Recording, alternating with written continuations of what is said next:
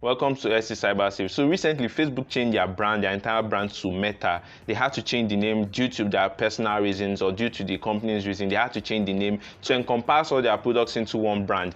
And I was totally confused at the beginning because I thought Facebook as a brand would change their application from Facebook application to Meta application. But after listening to the CEO's presentation, I noticed that Facebook as an application was not going to change its name, WhatsApp was not going to change, Instagram was not going to change the name. But if you have the updated applications, you will see something like WhatsApp from Meta, Instagram from Meta, so it's no longer from Facebook. So why am I saying all this?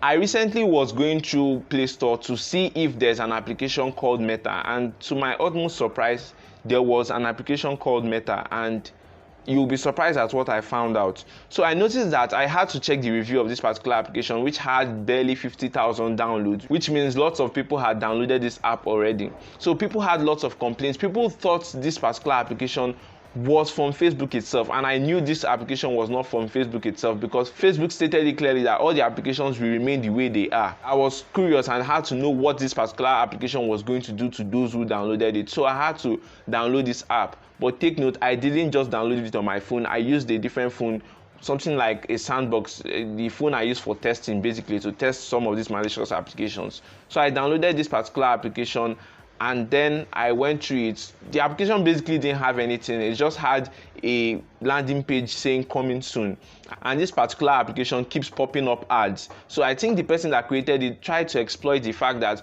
Facebook changed its name to Meta, and then now if you download that particular application thinking it's Facebook's new application, you keep receiving ads. So I think the person is using it as a means of advertising, something of that sort. But should this app still be on Play Store? Shouldn't Facebook have done something about it? Or is it that they are not aware of that particular app? Personally, that app is supposed to be taken down because currently it has been misleading people. 50,000 people downloaded this particular app. Some of them are thinking it's Facebook. If you see some of the comments, some of them are really displeased about what they've gotten so far. They are like, when will Facebook finally put something that they are tired of saying coming soon, not knowing that this is not actually from Facebook. So I think people need more awareness, and the way Facebook did the whole stuff wasn't good enough. I think personally they could have sent a message on all their platforms like Instagram, Facebook, WhatsApp, just telling them what the Meta brand is itself and telling them that these particular applications wouldn't change, or the way they see the applications wouldn't change. But I don't think Facebook did a good job disseminating this particular information, and then you see people falling for things as such. So I would say personally, nobody should download that app. You can go ahead and share this video. That's one thing you can do to just create that form of awareness, because for over 50,000 people to have downloaded this application, it means lots of people would still download this application. And during my investigation, I noticed that this particular application was made by